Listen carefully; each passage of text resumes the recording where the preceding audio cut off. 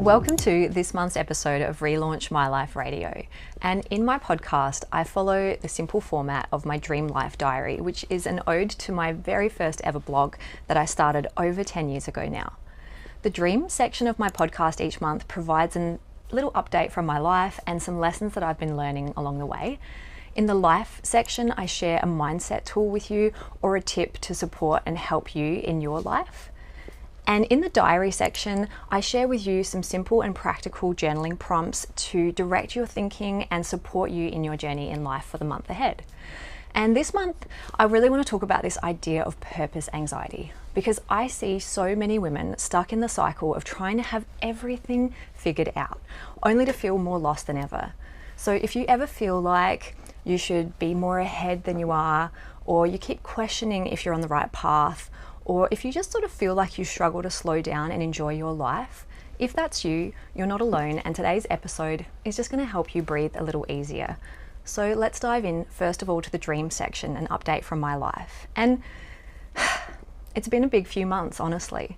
I've received so much feedback from people who were really activated by my Egypt podcast. And to be honest, that journey is still integrating so deeply and powerfully for me. And really the key things that I've noticed that have been shifting for me in the last few months have been a clearer sense of boundaries. And what I mean by that is I'm more intentional with my time and my energy than ever before, and I'm living my life in a deeper level of alignment with my values. Last month, I actually deleted off all of the social media apps off my phone, and I can honestly say that I can feel my brain changing and rewiring. I feel more present, I feel more self-aware, and I have way less head chatter. So I highly recommend if that's something that you've thought about doing. On a personal level as well, I've also been doing a lot more healing of my mother wound through navigating infertility, and there have actually been some really beautiful developments. One thing I suppose that I didn't really appreciate was how much grief my own mother had to process herself around my infertility. She had these sort of romantic ideas that we would share this beautiful journey of my pregnancy, and she would be there for the births of my children, and it would be such a special time. So this month we had a really beautiful D&M, a big chat, and I actually made a suggestion to her. I'd been thinking about applying for a volunteer program overseas working with kids in Fiji, and I invited her to come along and apply with me. And it was just this beautiful moment where she immediately jumped at it. We both applied and we got accepted into the program, and now we're going to go and have a week in Fiji together working with kids. And you know, it's funny, I'm starting to accept that my experience of parenting is probably just going to look different to everyone else's. And that's okay. Like sometimes things come through in our lives and they look different to how we first imagined. And that doesn't mean that there's any less beauty or joy or special moments. And the conversation with my mum really was a breakthrough for both of us. And it sort of reminded me that when we do our own healing and we're going through our own healing journeys, it's also about the people we love too. So it's been a really beautiful step in my journey, and I've also been lucky enough to recently join a volunteer program with Meals on Wheels to help the old generation write their life stories. And this is a really beautiful way of me building more of my writing skills, and it's something that I believe is going to be really meaningful, and I'm really passionate about. That also opened up the door to me being invited to join intergenerational mornings, where I now get to spend an hour and a half helping the elderly do activities with 3 and 4-year-old children. And it's just so beautiful. And I literally last week when I went to the first morning, I felt parts of my heart really healing. And so these elements of meaningful contribution are adding so much depth, joy, fulfillment, and perspective to my life. And I suppose I just wanted to share that with you because life is always bringing us what we need in order to grow and evolve, and we don't always know what's in store for us, but it can be so beautiful and unexpected. The other update that I wanted to provide was the fact that last month I had the absolute pleasure of meeting Elizabeth Gilbert, the author of Eat, Pray, Love, and seeing her talk in Adelaide. Actually, I was interviewed for a magazine earlier this week, and I actually chuckled about the fact that after I'd left my husband and before I started my business, I had a 6-month eat, pray, love moment. So it was kind of full circle to actually meet Elizabeth Gilbert. She shared so many golden nuggets, and one of my favorite sayings that she shared on the evening talk that she provided was, "The calmest person is the person who holds the most power." And that power is the power to be available to life's mystery as it unfolds. And Elizabeth Gilbert, she also speaks about something called having purpose anxiety. She said one of the biggest mistakes that we can make when trying to find and follow our purpose is trying to get all 4 things covered within one single purpose. She said that we try to sometimes blend our hobby, our job, our career, and our calling into one thing. And that's a lot of pressure to get from all 4. And if you can separate them out, it can actually help you enjoy your life and feel a lot less pressure, this purpose anxiety, she called it. So to break those down, she recommends maybe just have a hobby. And maybe your hobby is something that is just for joy. It's something that enriches your life, and perhaps there's no monetary gain. And when I think about my journey over the last 10 years, I think I turned my hobby, which was yoga, I thought I would turn that into my job.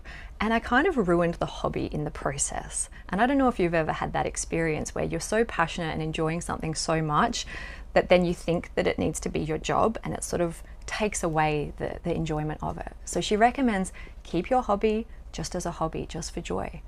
Then she said the second one is your job. Your job is something that pays the bills, and you don't have to enjoy it. And sometimes you can transition out of a job into a career. And your career is the job that you love and you pour your energy into and you're truly passionate about. Don't confuse your job with your career. Don't pour all of your energy into just a job. But if it's your career, of course, pour your energy into it and be passionate about it. But the 4th one she talked about was our calling.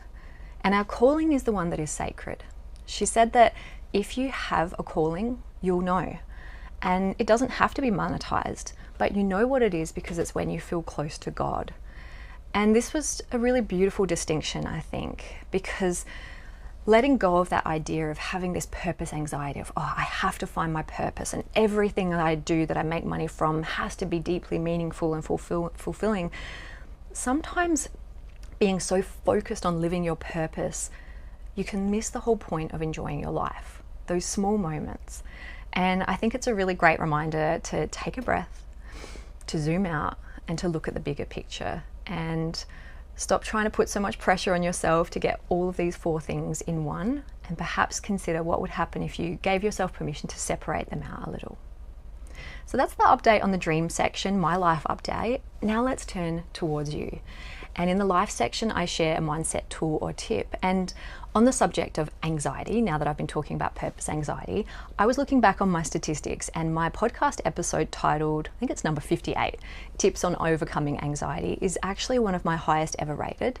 So I thought I would dive a little deeper into that concept today, because as someone who struggled with anxiety for so many years throughout my 20s, I really wanted to share some key reminders so that you can kind of take action as well on these things and start to let go of that anxiety. I can remember in my mid-20s, I was frantically trying everything and anything that I could to try to heal my anxiety. I cut out coffee, I started meditating, I started a journal, I did yoga, all these things. And I was starting to get really frustrated that nothing was shifting. And I was driving home one night after work, and it honestly felt like my heart was going to explode. It was palpitating so hard. And now it might sound strange, but on reflection now, I honestly believe that that was my soul or my spirit or my intuition trying to actually wake me up to the fact that I wasn't living my path. I wasn't living the true life path that I was meant to be on. And one of the biggest shifts that I made in my journey was really learning how to start healing these emotional patterns, how to let go of my anxiety, how to rewire my subconscious thoughts that I was addicted to, and also my associations to labels. And that's exactly what we teach in our Evolved NLP training. So I'm going to interrupt this episode to let you know that our next Evolved NLP training is happening from the 12th to the 18th of May. And this is the exact training that gave me the confidence and courage to quit my job and do the work that I'm doing right now. People really don't often realize the impact taking 7 days out of your normal reality to press pause on life and work on clearing your subconscious doubts and associations. They don't realize how much that can actually have an impact on your entire life and potential. So if you've been sitting on the fence and thinking about studying with us, now is the time, and you can find out more at evolveandrelaunch.com.au and book a chat with us today. So coming back to anxiety now, I want to talk a little bit about the labels that we put on our feelings, because sometimes they're the very thing that's holding you back. You see, when you have a sensation in your body, that is a direct experience of reality. What then happens is you get one step further away when you label that sensation. And so often that label that you give that experience that your body is having has either negative or positive stacked associations based on what you've told yourself about that sensation. So take anxiety, for example. Sometimes that sensation is actually a cluster of feelings, and it's much easier for us to just label and chunk it all up as, oh, I'm feeling anxiety, and palm it off as that, rather than take time to inquire deeper and explore the feeling. So when you avoid feeling a feeling, it can actually get bigger. You've probably heard that saying, what you resist persists. If you take time to be present with yourself and with the feeling, you can actually start to be present with it and unravel it. We live in a culture of abandoning ourselves emotionally, and noticing the sensations in your body rather than just giving them a label and maybe medicating it, it can be a really helpful process. Of course, there's a time and a place for medication, but often what's happening is when we're feeling anxiety or stress or worry, it can be a warning from our subconscious mind that we're not actually focused on the outcomes that we want. We might be thinking about the future and imagining things going wrong. So I want to walk you through a really simple process to support you right now. If you're not driving and if you're in a safe environment, then you can take a moment to just follow this simple process. Number one, I want you to focus on and notice where you're feeling any negative sensations, maybe anxiety in your body. Notice the sensation and what it actually feels like. And just take a few deep breaths and be present with yourself. Now, imagine something in your future that you're worried about. A specific event is ideal. Now, this might sound a little bit strange, but just go with it and see what happens. For a moment, I want you to think about that thing in the future. Maybe it's a conversation you need to have. Maybe it's something you've been putting off doing. Maybe it's recording a video or a podcast or doing something for your business. I'm not sure what it is, but whatever that specific event is, I want you to, for a moment, imagine floating out past that event. And imagine going all the way past that event 15 to 20 minutes after it's all gone fine. It's all gone well and you've survived. And notice when you go past that event, notice actually what happens to your body and those sensations when you do that. Often the feeling drops away. This can be a really powerful practice to do, and this was something that I did even in the morning. I would imagine all the things in the day that I was worried about, and I would do this process, and I would even imagine getting home feeling relaxed, calm and confident, and it really helped me. So practice this one.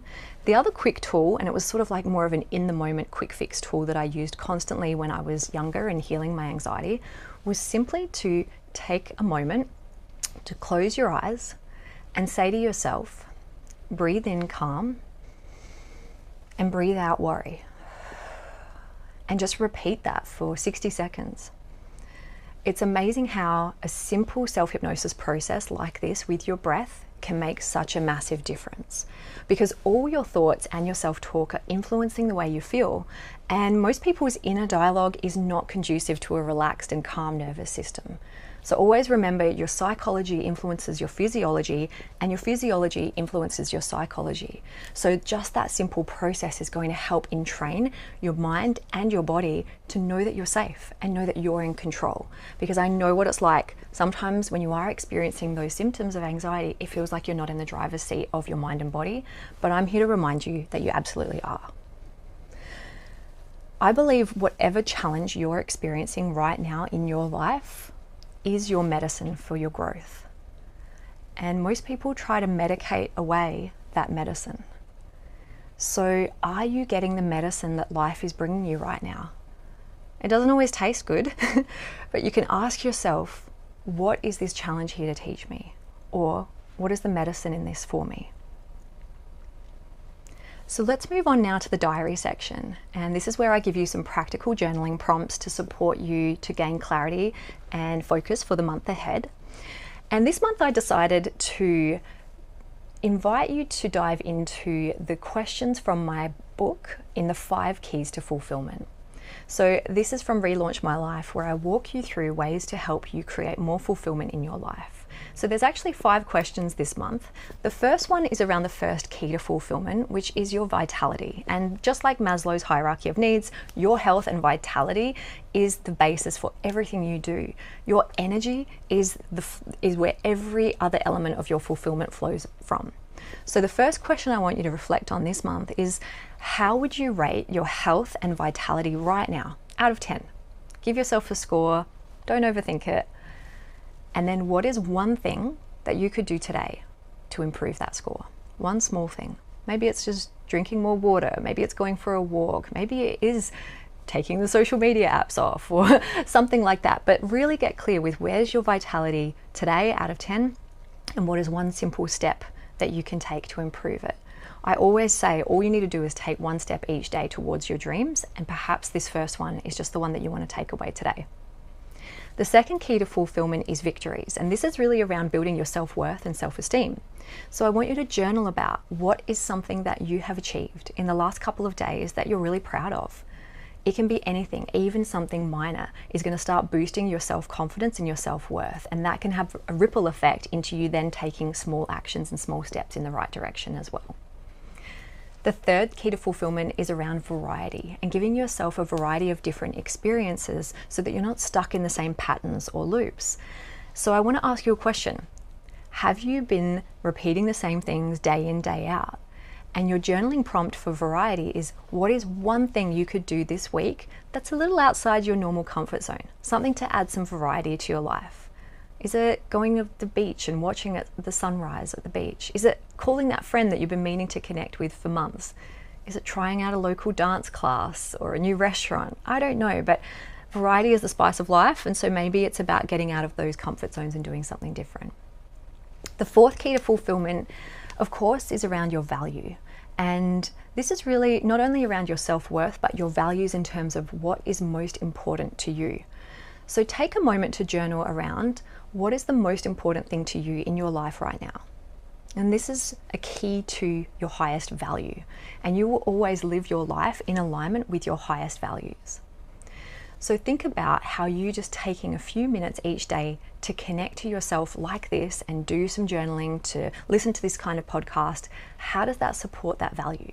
For example, if family is your number one value, how does you taking this time to just tune into you and fill your cup and refocus your energy, how does that support the well-being of your entire family? Maybe your number one value is health. Maybe that isn't just physical, but it's mental health. So take some time to think about that, and that is going to help you continue to make wins in this area. And then the fifth key to fulfillment is your vision. And you know that saying that if you've got a big enough why, the what will figure itself out. So I want you to take some time to journal. What is your vision, not only for today, not only for this week, but this year and your life? Get really clear on it, because often we think that we're being clear, but remember, your subconscious mind loves clear instructions. And a lot of the time we're creating anxiety for ourselves because we haven't actually created a clear enough vision to our subconscious mind. So write down your vision for your day, week, year, life in as much detail as you can. And if you're an overachiever and you want some bonus points, read it out loud daily to yourself. This will make a huge difference. And if you only do one thing this month, let it be this. Take 5 minutes to answer these prompts, and I promise you they are going to shift your perspective for the month ahead in such powerful ways. So in closing this podcast, I would love to invite you to dive a little deeper on your fulfillment. And if you've been feeling like perhaps there are some things that are blocking your fulfillment, as a special gift for you this month, I've created a quiz to discover what is actually blocking your fulfillment. You can download this quiz via the link in this episode and the show notes, and it's going to give you some insights and some practical steps to help you to get unstuck. But I want you to remember, fulfillment is not something that you chase, it's something that you create moment by moment. So just keep showing up for you, and I will see you in next month's episode.